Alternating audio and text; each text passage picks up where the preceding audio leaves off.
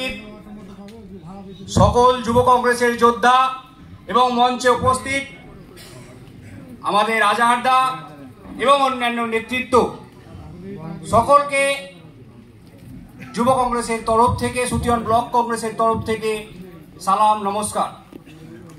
আজ যখন এই সম্মেলনটা নিয়ে প্রস্তুতি মিটিং হয়, সেদিন আমি সুমনদাকে একটা কথা বলেছিলাম, দাদা এই হল ঘরে জায়গা দিতে পারবে তো?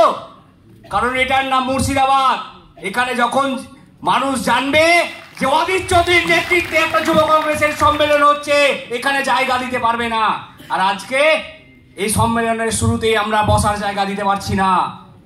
এটার আগামী দিনের আমাদের 2026 যে বিধানসভা নির্বাচন, তার আগে এই যুব কংগ্রেসের সম্মেলন, এখান থেকে আমাদের প্রস্তুতি নিতে হবে এবং আমাদের সকলকে এই প্রতিজ্ঞাবদ্ধ হতে হবে যে আমরা মুর্শিদাবাদ জেলা থেকে অধীর চৌধুরীর হাতে এমএলএ তুলে দিতে চাই। আমরা সকলে সংকল্পবদ্ধ হব তো? আমরা সকলে সংকল্পবদ্ধ হই এবং কে যুব, কে মাদার, কে কি আছি, পদে আছি, কে নেই, সব ভুলে যেতে হবে। আমাদেরকে একটাই নীতি আনতে হবে, আমরা কংগ্রেস করি, হাত চিহ্নে ভোটটা দেব। আজ থেকে মাঠে নামতে হবে দাদা। আর আজ থেকে যদি মাঠে না নামতে পারি, তাহলে আমরা 26-এর নির্বাচনে আমরা পেরে উঠতে পারবো না।